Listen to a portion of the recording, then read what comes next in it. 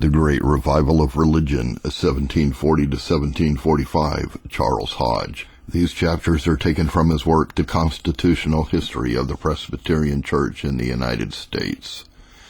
It is an examination of some of the aberrations of the Great Awakening. The Great Revival, which about 100 years ago visited so extensively the American churches, is so much implicated with the ecclesiastical history of our own denomination that the latter cannot be understood without some knowledge of the former. The controversies connected with the revival are identical with the disputes which resulted in the schism which divided the Presbyterian Church in 1741.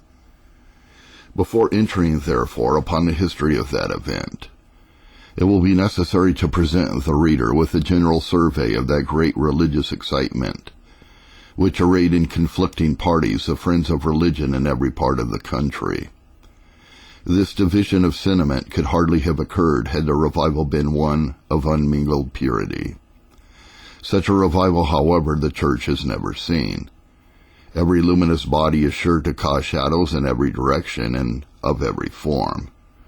Where the Son of Man sows wheat, the evil one is sure to sow tares. It must be so, for it needs be that offenses come, though woe to those by whom they come.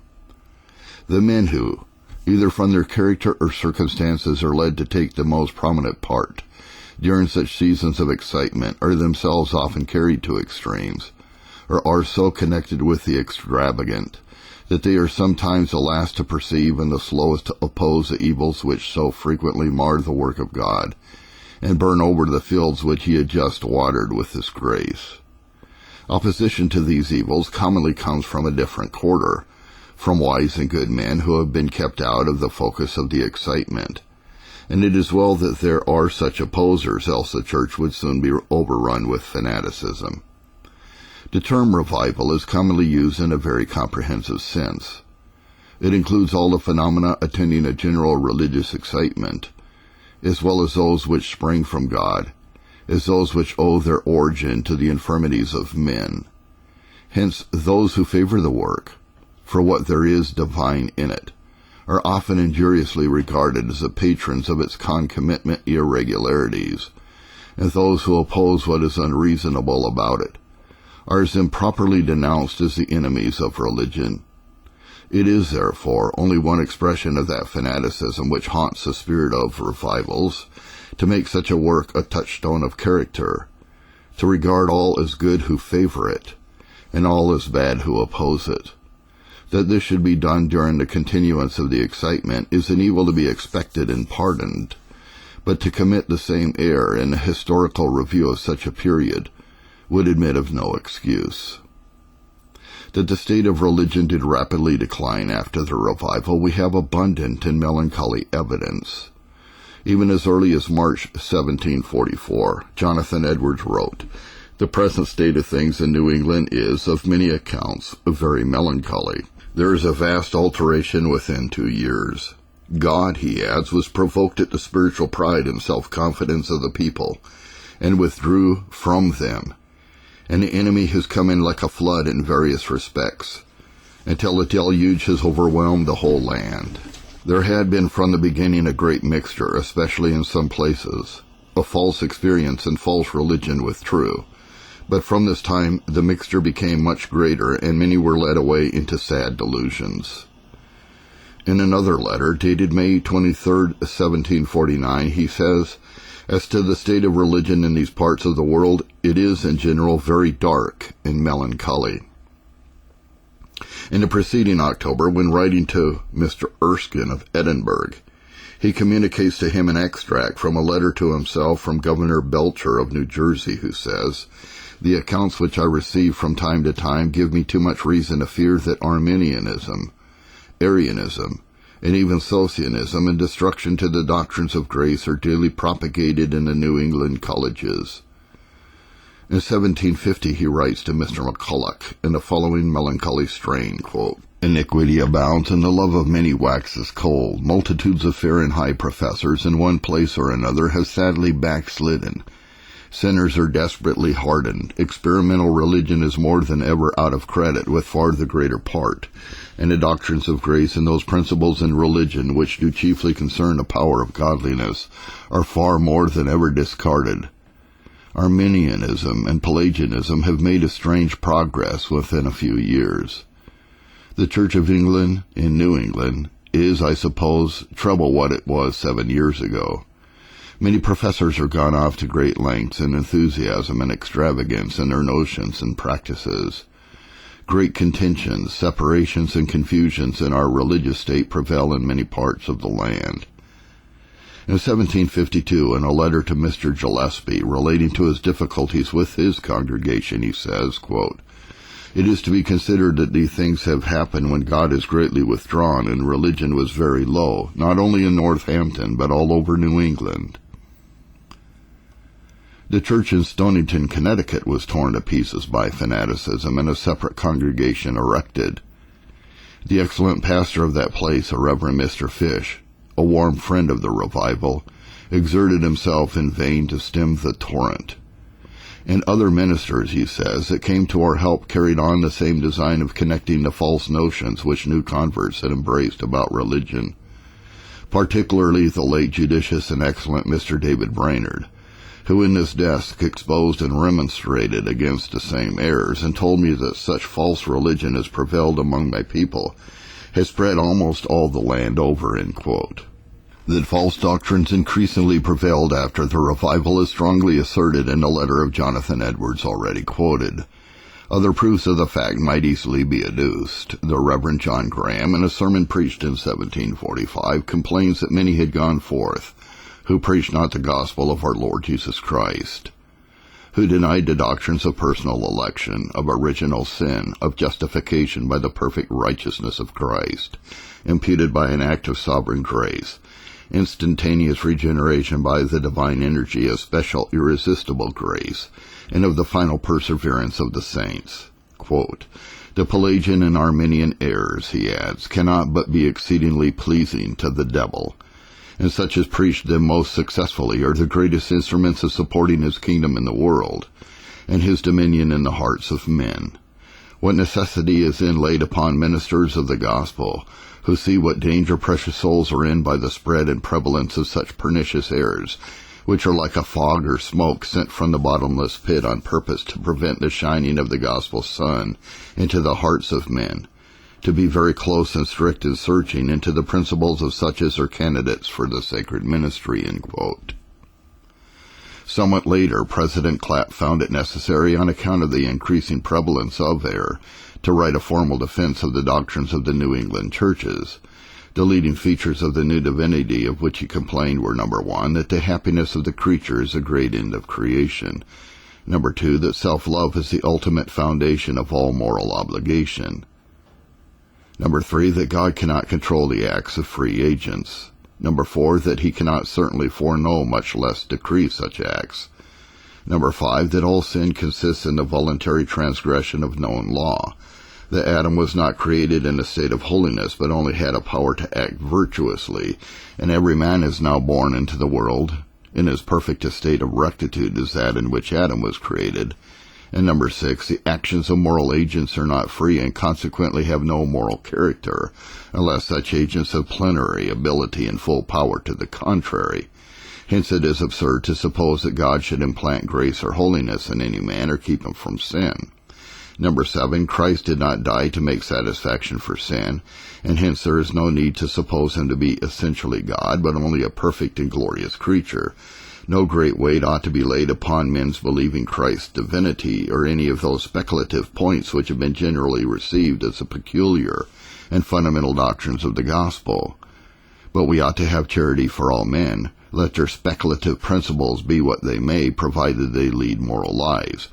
These doctrines were a great advance of the Arminian or even Pelagian errors over which Jonathan Edwards lamented, and show what might indeed be expected, that the churches had gone from bad to worse. This is certainly a gloomy picture of the state of religion so soon after a revival, regarded as the most extensive the country had ever known. It is drawn not by the enemies, but in a great measure by the best and wisest friends of religion. This low state of religion and extensive departure from the truth in that part of the country where the revival had been most extensive is certainly prima facie a proof that there must have been something very wrong in the revival itself. It may, however, be said that the decay of religion through the land generally is perfectly consistent with the purity of the revival and the flourishing state of those particular churches which had experienced its influence. The facts of the case, unfortunately, do not allow us the benefit of this assumption. It is no doubt true that in some congregations religion was in a very desirable state in the midst of the general decline, but it is no less certain that in many instances, in the very places where the revival was the most remarkable, the declension was the most serious. Northampton itself may be taken as an illustration. That church was preeminently a city set upon a hill. Solomon Stoddard, during a remarkable successful ministry, had drawn the attention of American Christians for 57 years. He had also been advantageously known in the mother country. Mr. Edwards had been their minister for 23 years. In the respect paid to him as a profound theological writer, he had no competitor from the first establishment of the colonies, and even then could scarcely find one in England or Scotland. He had also as high a reputation for elevated and fervent piety as for superiority of talents. During the preceding 80 years, that church had been favored with more numerous and powerful revivals than any church in Christendom. This account, though given in the characteristically large style of Edwards' biographer, is no doubt in the main correct. Here, then, if anywhere, we might look for the most favorable results of the revival. During the religious excitement in the years 1734 and 1735, within 6 months, more than 300 persons whom Edwards regarded as true converts were received into the church. In 1736, the whole number of communicants was 620, including almost a whole adult population of the town. The revival of 1740 and 42 was considered still more pure and wonderful. What was the state of religion in this highly favored place soon after all these revivals? In the judgment of Jonathan Edwards himself, it was deplorably low, both as to Christian temper and adherence to sound doctrine. In 1744, when an attempt was made to administer discipline somewhat injudiciously, it is true, as to the manner of doing it, it was strenuously resisted. The whole town was thrown into a blaze. Some of the accused refused to appear. Others who did appear behaved with a great degree of insolence and contempt for the authority of the church, and little or nothing could be done further in the affair. From 1744 to 1748, not a single application was made for admission to the church. In 1749, when it became known that Edwards had adopted the opinion that none ought to be admitted to the Lord's Supper but such as gave satisfactory evidence of conversion, the town was put into a great ferment, and before he was heard in his own defense, or it was known by many what his principles were, the general cry was to have him dismissed. The diversity of opinion between a pastor and his people on such a practical point should lead to a desire for a separation. Might not be very discreditable to either party. But when it is known that on this occasion the church treated such a man as Edwards, who not only was an object of veneration to the Christian public, but who behaved in the most Christian manner through the whole controversy, with the greatest injustice and malignity, it must be regarded as proof positive of the low state of religion among them. They refused to allow him to preach on the subject in dispute. They pertinaciously resisted the calling of a fair council to decide the matter. They insisted on his dismission without making any provision for his expensive family, and when his dismission had taken place, they shut their pulpit against him, even when they had no one else to occupy it. On the unfounded suspicion that he intended to form a new church in the town, they presented a remonstrance containing direct, grievous, and criminal charges against him, which were really gross slanders. This was not the offense of a few individuals. Almost a whole church took part against Jonathan Edwards. Such treatment of such a man certainly proves a lamentable state of religion as far as Christian temper is concerned. With regard to orthodoxy, the case was not much better. Edwards, in a letter to Erskine in 1750, says there seemed to be the utmost danger that the younger generation in Northampton would be carried away with Arminianism, as with a flood. that it was not likely that the church would choose a Calvinist as his successor, and that the older people were never so indifferent to things of this nature. The explanation which has been proposed of these extraordinary facts is altogether unsatisfactory. It is said that the custom which had long prevailed in Northampton of admitting those to the Lord's Supper who gave no sufficient evidence of conversion sufficiently accounts for all this ill conduct on the part of the church. But where were the 300 members whom Edwards regarded as, quote, savingly brought home to Christ within 6 months, during the revival of 1734 and 35? Where were all the fruits of the still more powerful revival of 1740 to 42? The vast majority of the members of the church had been brought in by Jonathan Edwards himself, and of their conversion he considered himself as having sufficient evidence. The habit of free admission to the Lord's table, therefore, by no means accounts for the painful facts above referred to. After all that had been published to the world of the power of religion in Northampton, the Christian public were entitled to expect to see the people established in the truth, and an example in holiness to other churches. Instead of this, we find them resisting the administration of discipline in less than 18 months after the revival, alienated from their pastor, indifferent to the truth, and soon driving from among them the first minister of his age, with every aggravating circumstance of ingratitude and injustice. It is all in vain to talk of the religion of such a people. This fact demonstrates that there must have been something wrong in these revivals, even under the eye and guidance of Edwards from the beginning. There must have been many spurious conversions and much false religion which at the time were regarded as genuine. This assumption is nothing more than the facts demand, nor more than Jonathan Edwards himself frequently acknowledged. There is a most marked difference between those of his writings which were published during the revival and those which appeared after the excitement had subsided. In the account which he wrote in 1736 of the revival of the 2 preceding years, there is scarcely an intimation of any dissatisfaction with its character.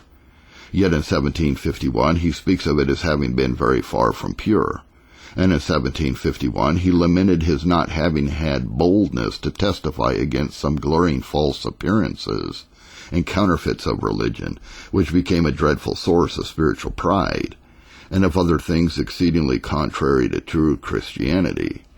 In like manner, in the contemporaneous account of the revival of 1740 to 42, he complains of nothing but of some disorders introduced towards the close of the year 1742 from other congregations, whereas in his letters written a few years later he acknowledges that many things were wrong from the first. This is indeed very natural. While in the midst of the excitement, seeing and feeling much that he could not but regard as a result of divine influence, he was led to encourage many things which soon brought forth the bitter fruits of disorder and corruption. His correspondence affords abundant evidence how fully sensible he became of the extent to which this revival was corrupted with false religion.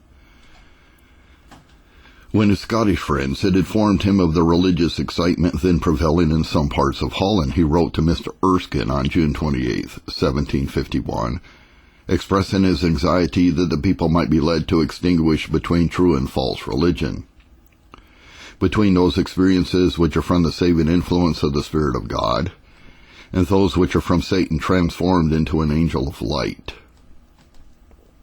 He wished that they had the experience of the Church of God in America on this subject, as they would need all the warning that could be given them.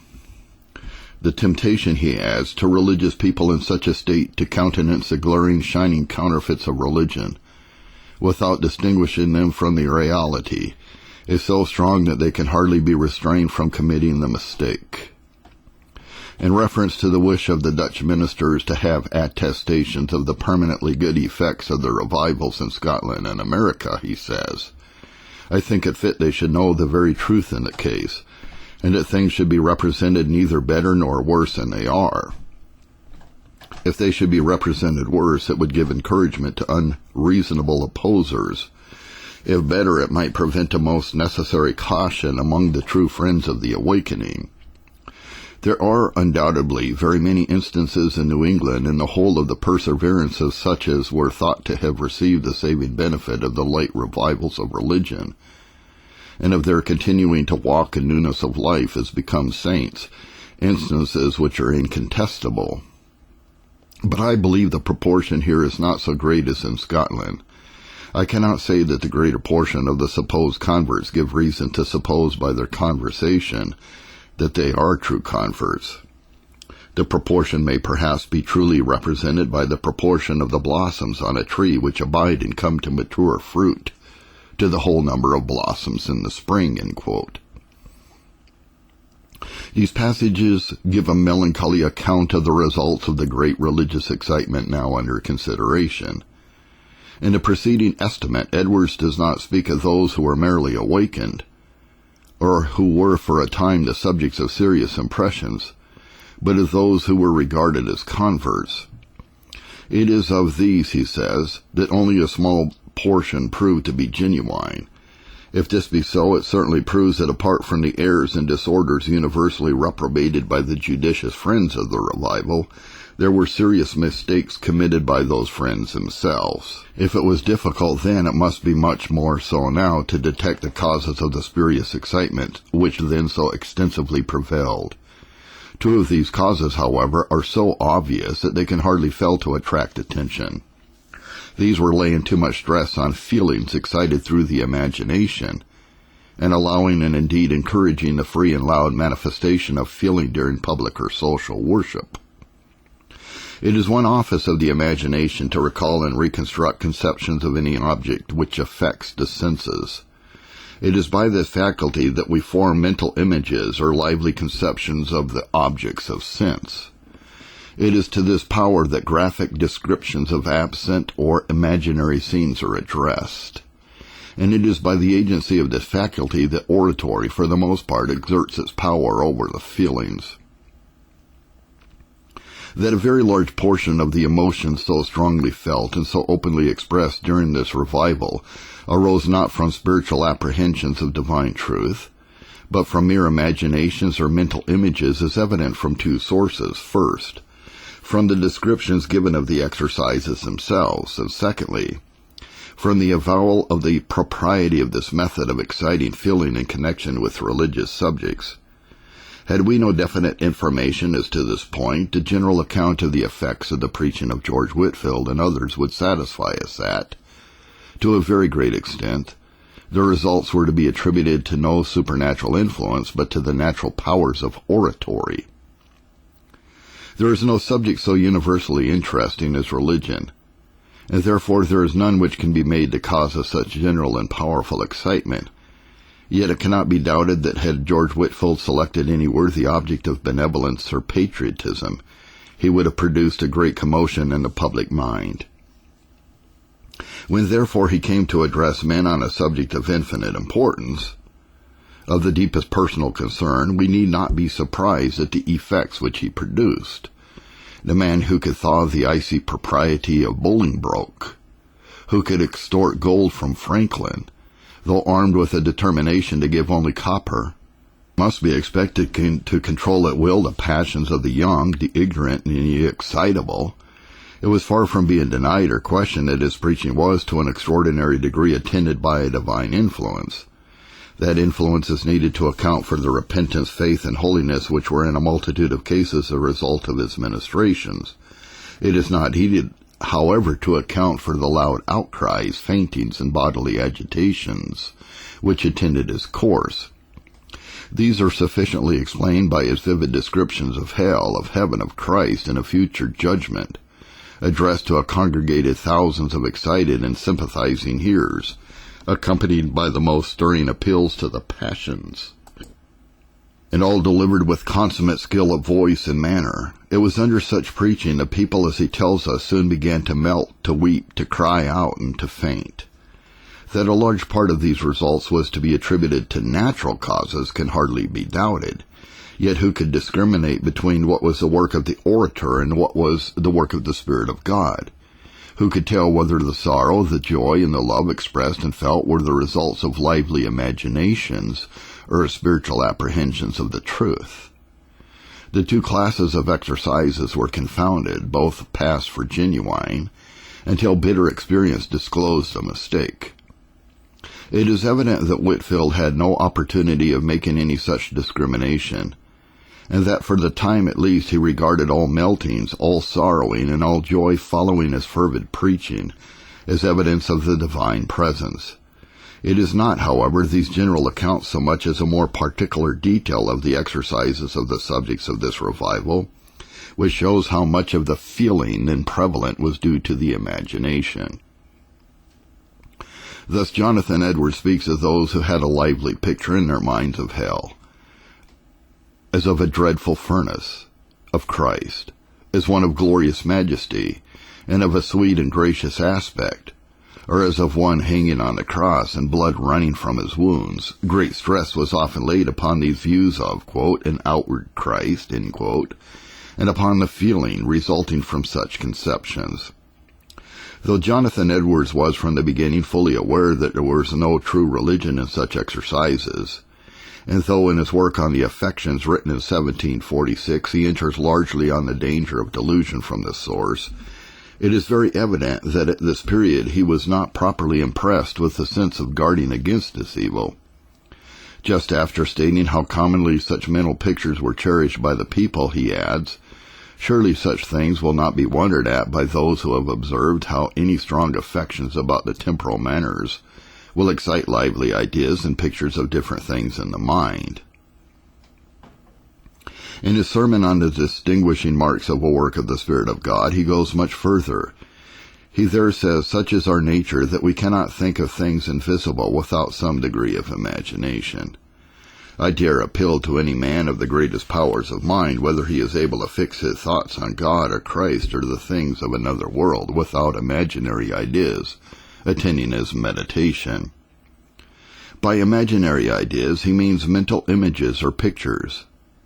In the same connection, he adds, the more engaged a mind is, and the more intense the contemplation and affection, still the more lively and strong will the imaginary idea ordinarily be.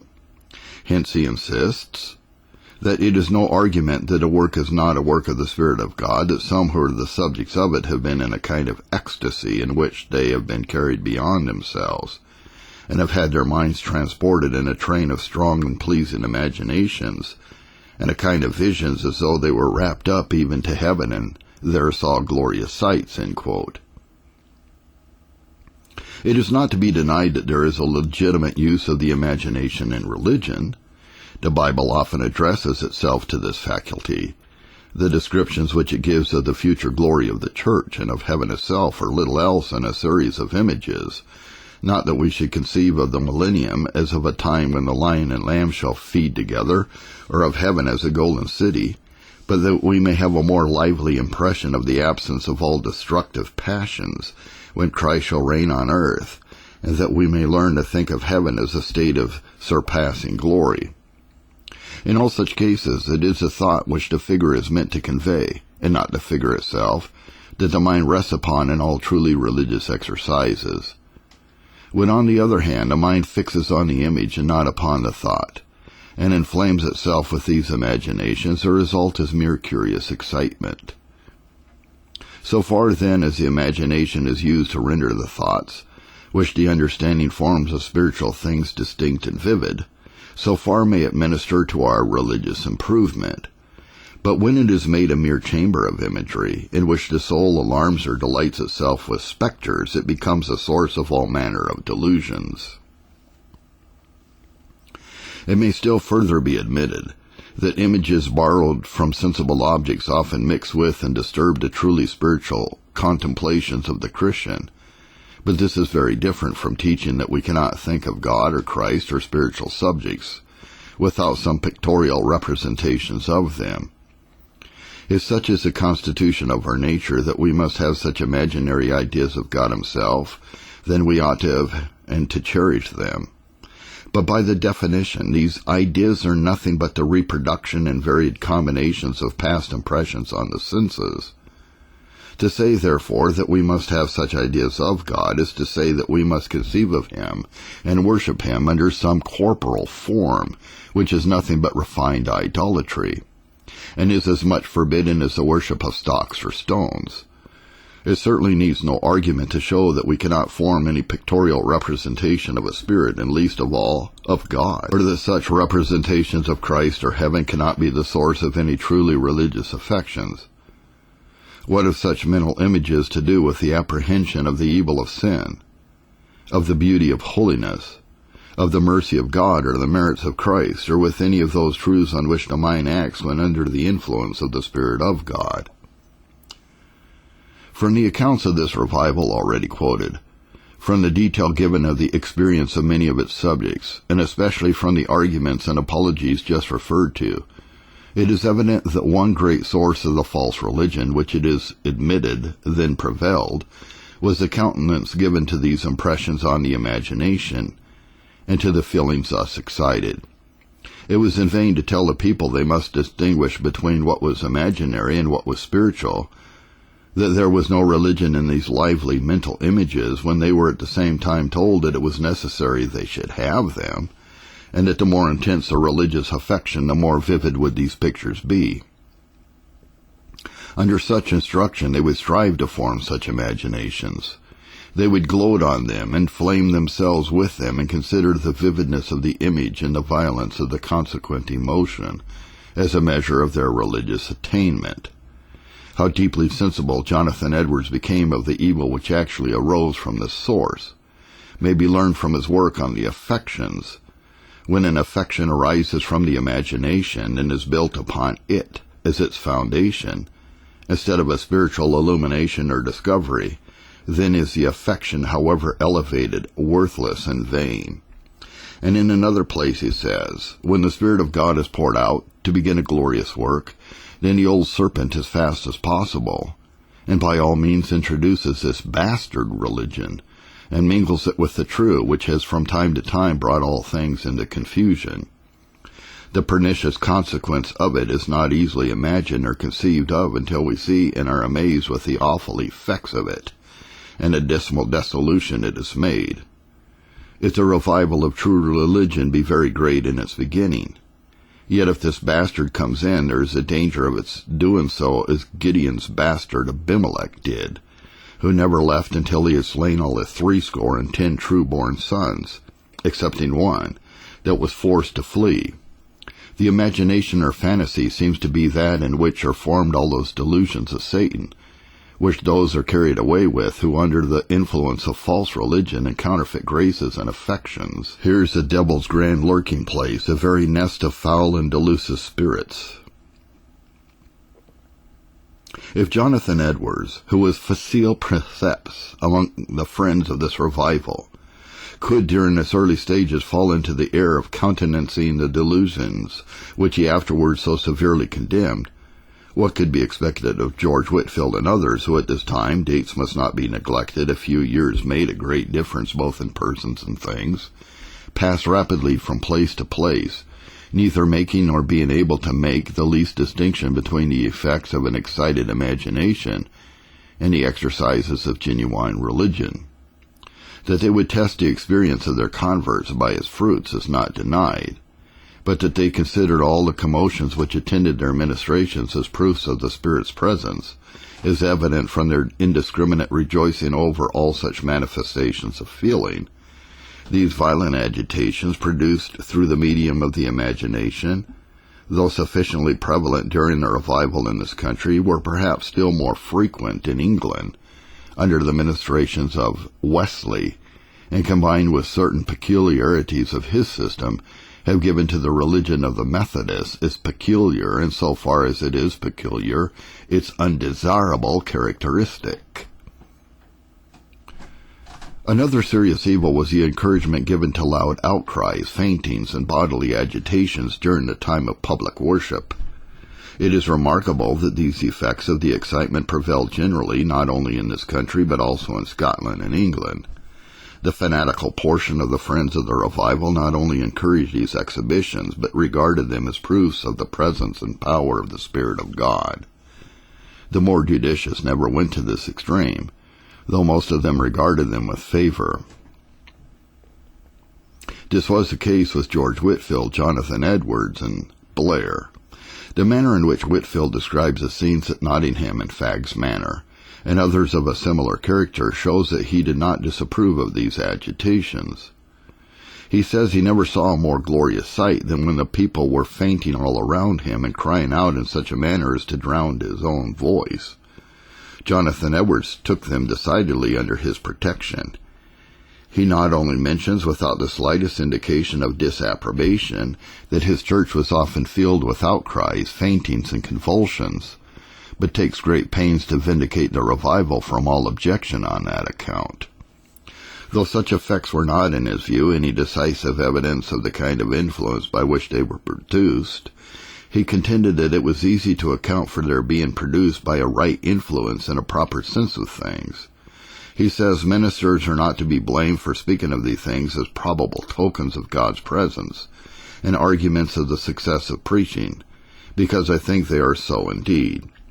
I confess that when I see a great outcry in a congregation, I rejoice in it much more than merely in appearance of solemn attention and a show of affection by weeping.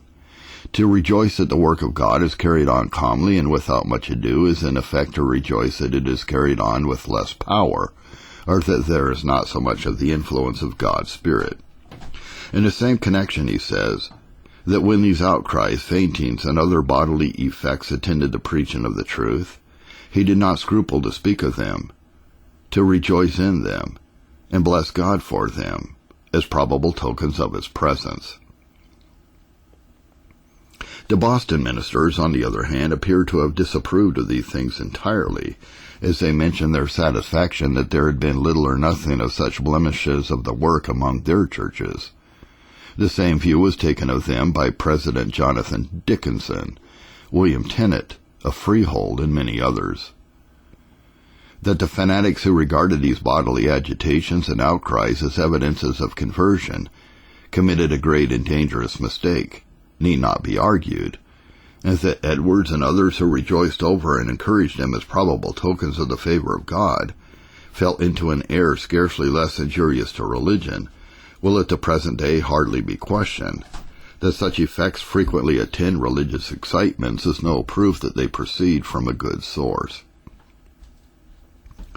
They may owe their origin to the corrupt or at least merely natural feelings which always mingle to a greater or less degree with strong religious exercises.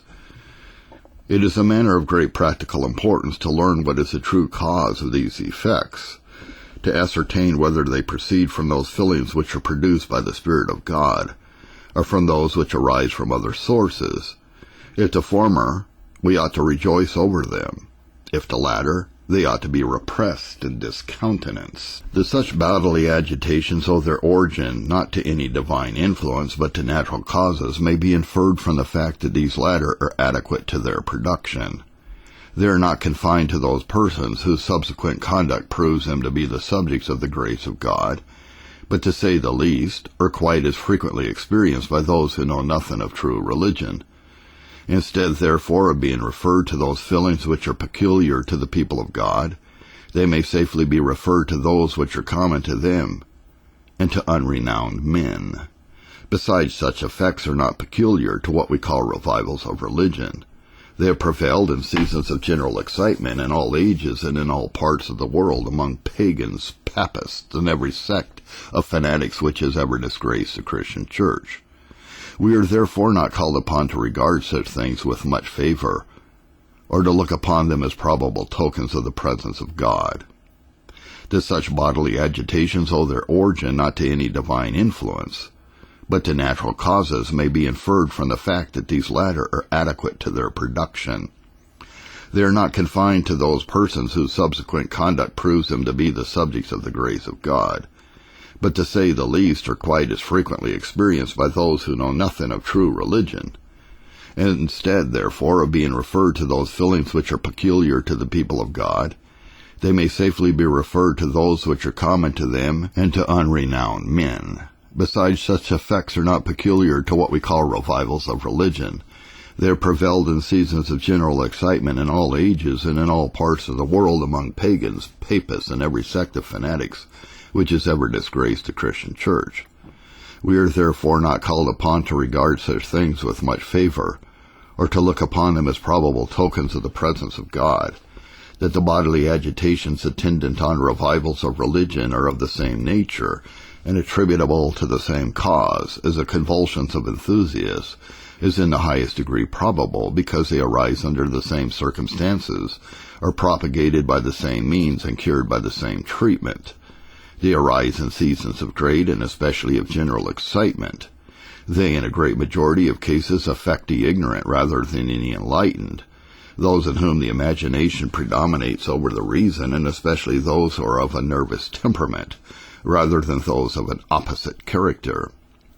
These affections are all propagate themselves by a kind of infection.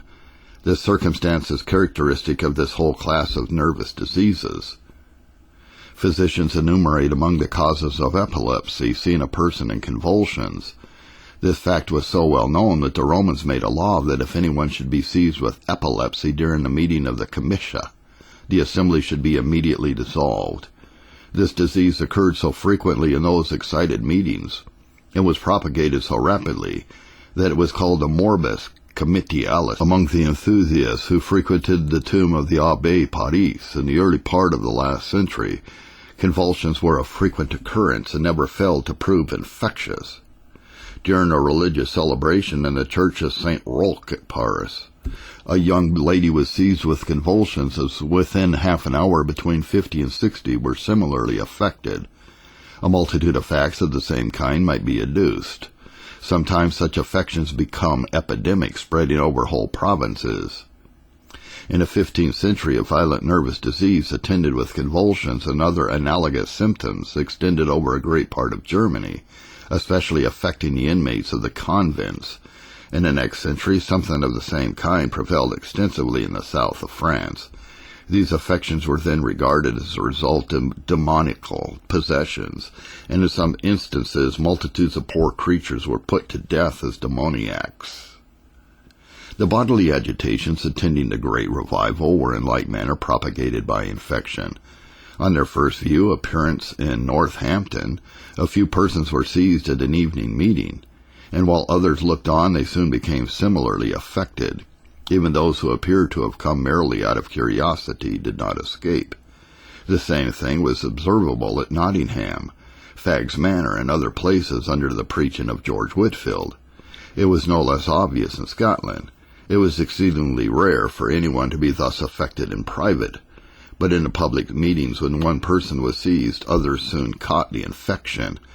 In England, where these affections were regarded, at least at first by John Wesley, as coming from God, and proofs of his favor, they were very violent and spread with great rapidity, seizing at times upon opposers as well as friends. Thus, on one occasion, it is stated that a Quaker who was present at one meeting, and inveighed against what he called the dissimulation of these creatures, caught the contagious emotion himself, and even while he was biting his lips and knitting his brows, dropped down as if he had been struck by lightning. The agony he was in, says Wesley, was even terrible to behold. We besought God not to lay folly to his charge, and he soon lifted up his head and cried aloud, "Now I know that thou art a prophet of the Lord." On another occasion, under the preaching of the Reverend John Berridge, a man who had been mocking and mimicking others in their convulsions was himself seized. He was, says the narrator, the most horrible human figure I ever saw. His large wig and hair were coal black, his face distorted beyond all description. He roared incessantly, throwing and clapping his hand together with his whole force. Some of his brother scoffers were calling for horsewhips till they saw him extended on his back at full length. They then said he was dead, and indeed the only sign of life was the working of his breast and the distortions of his face, while the veins of his neck were swelled as if ready to burst. His agonies lasted some hours, and his body and soul were eased. End quote. At another meeting, he says, a stranger who stood facing me fell backward to the wall, then forward on his knees, wringing his hands and roaring like a bull. His face at first turned quite red, then almost black. He rose and ran against a wall till Mr. Keeling and another held him. He screamed out, "Oh, what shall I do? What shall I do? Oh, for one drop of the blood of Christ." As he spoke, God set his soul at liberty. He knew his sins were blotted out, and the great rapture he was in seemed too great for human nature to bear. End quote. One woman tore up the ground with her hands, filling them with dust and with the hard-trodden grass, on which I saw her lie as one dead. Some continued to log as if they were dead, but with a calm sweetness in their looks. I saw one who lay 2 or 3 hours in the open air, and being then carried into the house, continued insensible another hour, as if actually dead. The first sign of life she showed was a rapture of praise intermixed with a small joyous laughter." End quote. These accounts, however, must be read in detail in order to have any adequate conception of the nature and extent of these dreadful nervous affections. Wesley at one time regarded them as direct intimations of the approbation of God. Preaching at Newgate, he says, he was led insensibly and without any previous design to declare strongly and explicitly that God willed all men to be saved, and to pray that, if this was not the truth of God, he would not suffer the blind to go out of the way, but if it was, he would bear witness to his word. Quote, "Immediately one and another sunk to the earth. They dropped on every side as thunderstruck. In the evening I was again pressed in spirit to declare that Christ gave himself a ransom for all, and almost before we called upon him to set to his seal, he answered one was so wounded by the sword of the Spirit that you would have imagined she could not live a moment. But immediately his abundant kindness was shown, and she loudly sang of his righteousness." End quote. The various bodily exercises which attended the Western revivals in our own country in the early part of the present century were of the same nature, and obeyed precisely the same laws. They began with what was called the falling exercise, that is, a person affected would fall on the ground helpless as an infant. This is soon succeeded in many places by a species of convulsions called the jerks. Sometimes it would affect the whole body, jerking it violently from place to place, regardless of all obstacles. At others, a single limb would be thus agitated. When the neck was attacked, the head would be thrown backwards and forwards with the most fearful rapidity. There were various other forms in which this disease manifested itself, such as whirling, rolling, running, and jumping. These exercises were evidently involuntary. They were highly infectious and spread rapidly from place to place, often seizing on mere spectators and even upon those who abhorred and dreaded them. Another characteristic of these affections, whether occurring among pagans, papists, or Protestants, and which goes to prove their identity, is that they all yield to the same treatment. As they arise from impressions on the nervous system, through the imagination, the remedy is addressed to the imagination. It consists in removing the exciting causes, that is, withdrawing the patient from the scenes and contemplations which produce the disease, or in making a strong counter-impression, either through fear, shame, or sense of duty. The possessions, as they were called in the south of France, were put a stop to by the wisdom and firmness of certain bishops, who insisted on the separation and seclusion of all the affected. On another occasion, a strange nervous agitation, which had for some time, to the great scandal of religion, seized periodically on all the members of a convent, was arrested by the magistrates, bringing up a company of soldiers, and threatening with severe punishment the first who should manifest the least symptom of the affection. The same method has often been successfully resorted to. In like manner, the convulsions attending revivals have been prevented or arrested by producing the conviction that they were wrong or disgraceful. They hardly ever appeared, or at least continued, where they were not approved and encouraged. In Northampton, where Jonathan Edwards rejoiced over them, they were abundant. In Boston, where they were regarded as blemishes, they had nothing of them. In Sutton, Massachusetts, they were cautiously guarded against, and consequently never appeared except among strangers from other congregations.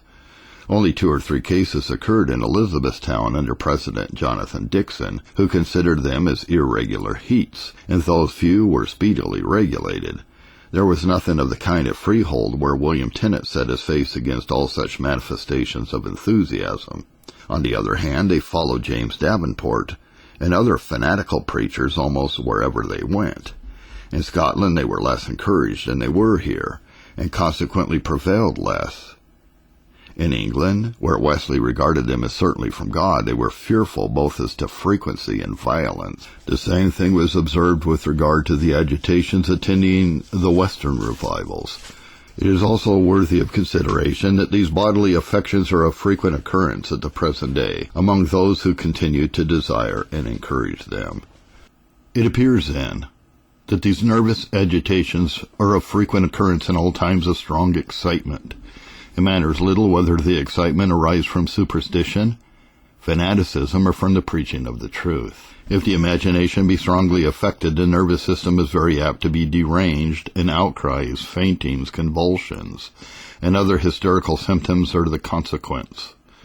That these effects are of the same nature, whatever may be the remote cause, is plain, because the phenomena are the same, the apparent circumstances of their origin the same. They all have the same infectious nature, and are all cured by the same means. They are therefore but different forms of the same disease, and whether they occur in a convent or in a camp meeting, they are no more a token of the divine favor than hysteria or epilepsy. It may still be said that although they do sometimes arise from other causes, they may be produced by genuine religious feeling. This, however, never can be proved. The fact that undoubted Christians experience these effects is no proof that they flow from a good source, because there is always a corrupt mixture in the exercises of the most spiritual men. These affections may therefore flow from the concomitants of genuine religious feelings, and not from those feelings themselves. And that they do in fact flow from that source may be assumed, because in other cases they certainly have that origin, and because all the known effects of true religious feelings are of a different character. Those apprehensions of truth which arise from divine illumination do not affect the imagination, but the moral emotions, which are very different in their nature and effects from the feelings produced by a heated fancy. This view of the subject is greatly confirmed by the consideration that there is nothing in the Bible to lead us to regard these bodily affections as the legitimate effects of religious feeling. No such results follow the preaching of Christ or his apostles. We hear of no general outcries, faintings, convulsions, or ravings in the assemblies which they addressed.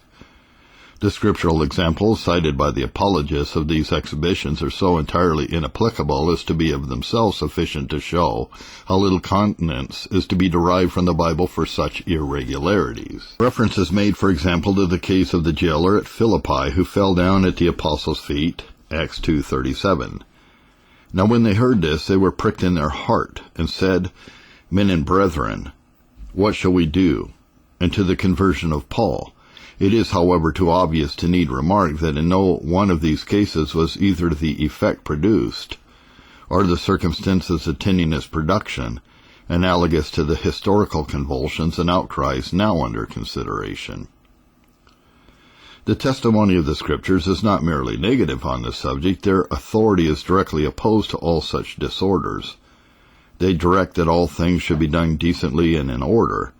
They teach us that God is not the God of confusion, but of peace, in all the churches of the saints. These passages have particular reference to the manner of conducting public worship. They forbid everything which is inconsistent with order, solemnity, and devout attention. It is evident that loud outcries and convulsions are inconsistent with these things, and therefore ought to be discouraged. They cannot come from God, for he is not the author of confusion. The apology made in Corinth for the disorders which Paul condemned was precisely the same as that urged in defense of these bodily agitations. We ought not to resist the Spirit of God, said the Corinthians, and so said all those who encouraged these convulsions. Paul's answer was that no influence which comes from God destroys our self-control. The spirits of the prophets are subject to the prophets. Even in the case of direct inspiration and revelation, the mode of communication was in harmony with our rational nature, and left our powers under the control of reason and the will. The man, therefore, who felt the divine afflatus had no right to give way to it, under circumstances which would produce noise and confusion. The prophets of God were not like the raving Pathanists of the heathen temples, nor are the saints of God converted into whirling dervishes by any influence by which he is the author. There can be little doubt that Paul would have severely reprobated such scenes as frequently occurred during the revival of which we are speaking. He would have said to the people substantially what he said to the Corinthians. If any unbeliever or ignorant man come to your assemblies and hear one shouting in ecstasy, another howling in anguish. If he sees some falling, some jumping, some lying in convulsions, others in trances, will he not say, "Ye are mad"? But if your exercises are free from confusion, and your discourse is addressed to the reason, so as to convince and reprove, he will confess that God is among you of a truth. Experience, no less than Scripture, has set the seal of reprobation upon these bodily agitations. If they are of the nature of an infectious nervous disease, it is as much an act of infatuation to encourage them as to endeavor to spread epilepsy over the land. It is easy to excite such things, but when excited, it is very difficult to suppress them or to arrest their progress, and they have never prevailed without the most serious mischief. They bring discredit upon religion. They give great advantage to infidels and gainsayers, and they facilitate the progress of fanaticism. When sanctioned, the people delight in them as they do in all strong excitement. The multitude of spurious conversions, the prevalence of false religion, the rapid progress of fanaticism, and the consequent permanent declension of religion immediately after the Great Revival are probably to be attributed to the favor shown to these bodily agitations, as much as to any one cause. Besides the errors above specified, which were sanctioned by many of the best friends of the revival, there were others which, though reprobated by the more judicious, became, through the patronage of the more ardent, prolific sources of evil. There was from the first a strong leaven of enthusiasm, manifesting itself in the regard paid to impulses, inspirations, visions, and the pretended power of discerning spirits. This is decidedly opposed by Jonathan Edwards, by the Boston clergy, by William Tennent, and many others. George Whitefield, on the contrary, was especially in the early part of his career deeply infected with this leaven. When he visited Northampton in 1740, Jonathan Edwards endeavored to convince him of the dangerous tendency of this enthusiastic spirit, but without much success. He had such an idea of what the Scriptures mean by the guidance of the Spirit, as to suppose that by suggestions, impressions, or sudden recollections of texts of the Bible, the Christian's duty was divinely revealed, even as to the minutest circumstance, and that at times even future events were thus made known. On the strength of such an impression, he did not hesitate publicly to declare that his unborn child would prove to be a son. An unaccountable but very strong impression that he should preach the gospel was regarded as a revelation of the purpose of God respecting him. The question whether he should return to England was settled to his satisfaction by the occurrence to his mind of the passage, "When Jesus was returned, the people gladly received him." These few examples are enough to illustrate the point in hand. In Whitefield there was much to counteract the opposition of the Spirit, which in others produces legitimate effects. When James Davenport was asked by the Boston ministers the reason of any of his acts, his common reply was, "God commanded me." When asked whether he was inspired, he answered they might call it inspiration or what they pleased. The man who attended him he called his armor-bearer, because he was led to take him as a follower by opening on the story of Jonathan and his armor-bearer. He considered it also as revealed that he should convert as many persons at a certain place as Jonathan and his armor-bearer slew of the Philistines. This is the only one of the forms in which the Spirit manifested itself. Those under its influence pretended to a power of discerning spirits, of deciding at once who was and who was not converted.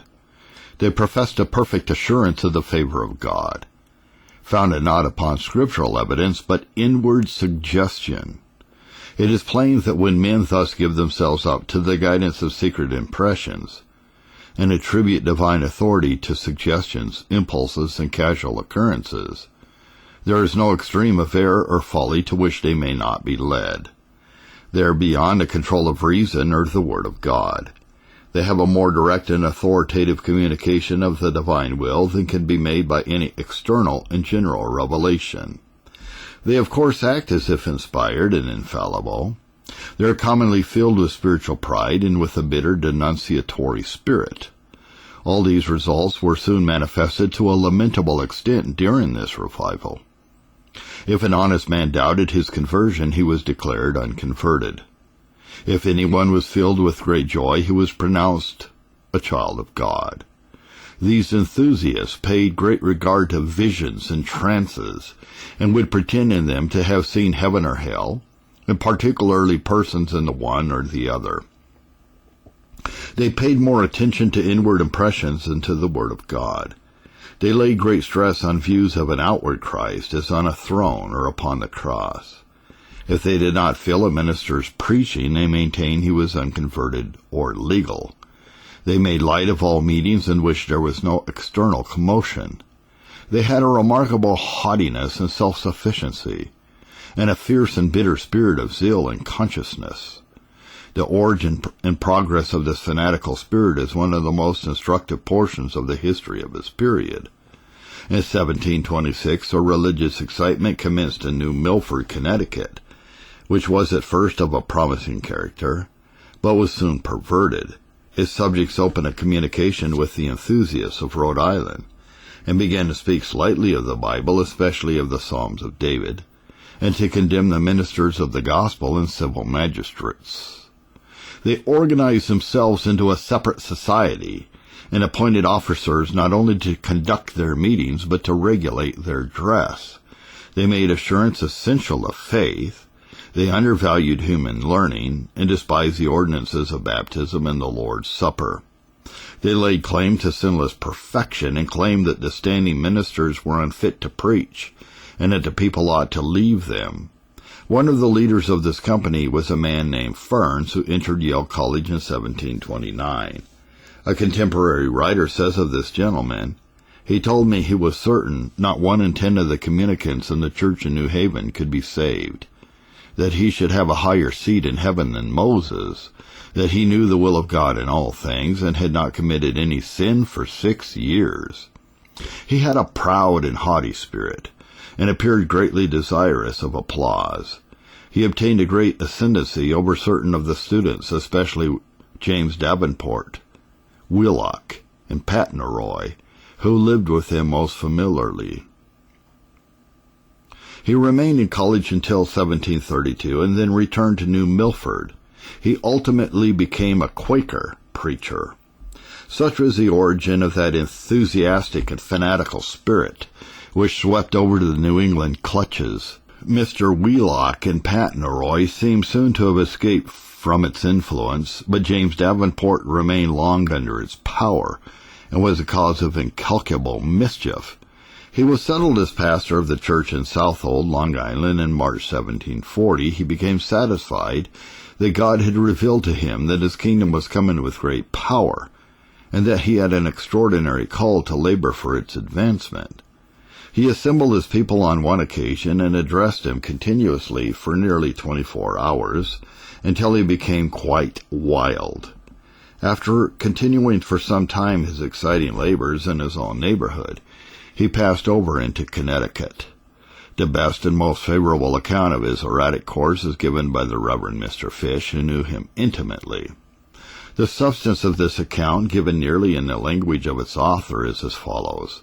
The good things about him, says this writer, were that he was a fast friend of the doctrines of grace, fully declaring the total depravity, the deplorable wretchedness and danger and utter inability of men by the fall. He preached with great earnestness the doctrines of man's dependence on the sovereign mercy of God, of regeneration, of justification by faith, and so on. The things that were evidently and dreadfully wrong about him were that he not only gave full liberty to noise and outcries, but promoted them with all his power. When these things prevailed among the people, accompanied with bodily agitations, the good man pronounced them tokens of the presence of God. Those who passed immediately from great distress to great joy, he declared, after asking them a few questions, to be converts.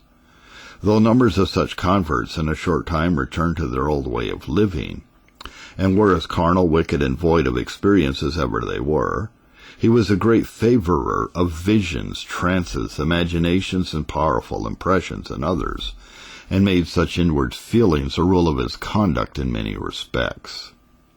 This is a formidable array of evils. Yet as the friends of the revival testified to their existence, No conscientious historian dare either conceal or extenuate them. There was too little discrimination between true and false religious feeling. There was too much encouragement given to outcries, faintings, and bodily agitations, as probable evidence of the presence and power of God. There was, in many, too much reliance on impulses, visions, and the pretended power of discerning spirits. There was a great deal of consciousness and of a sinful disregard of ecclesiastical order. The disastrous effects of these evils, the rapid spread of false religion, the dishonor and decline of true piety, the prevalence of erroneous doctrines, the division of congregations, the alienation of Christians, and a long period of subsequent deadness in the church, stand up as a solemn warning to Christians, and especially to Christian ministers in all times to come. It was thus that the strong language of Jonathan Edwards, "The devil prevailed against a revival." It is by this means that the daughter of Zion in this land now lies in such piteous circumstances, with her garments rent, her face disfigured, her nakedness exposed, her limbs broken and weltering in the blood of her own wounds, and in no wise able to rise, and this so soon after her late great joys and hopes. Though this being true, it should be known and well considered, that the guilt and danger of propagating false religion and spurious excitement may be understood, yet we are not to forget or undervalue the great good which was then accomplished. In many places there was little of these evils, especially in New Jersey and Virginia. Jonathan Dickinson and Samuel Davies successfully resisted their inroads within the sphere of their influence, and in many other places the soundness of the doctrine taught, the experience detailed, and the permanent effects produced abundantly attest to the genuineness of the revival. To the Presbyterian Church particularly, it was the commencement of a new life, the vigor of which is still felt in all her veins. This has been a reading of the section called The Great Revival of Religion, 1840, Charles Hodge. This is a Puritan and Reformed audiobook podcast, www.puritanaudiobooks.net.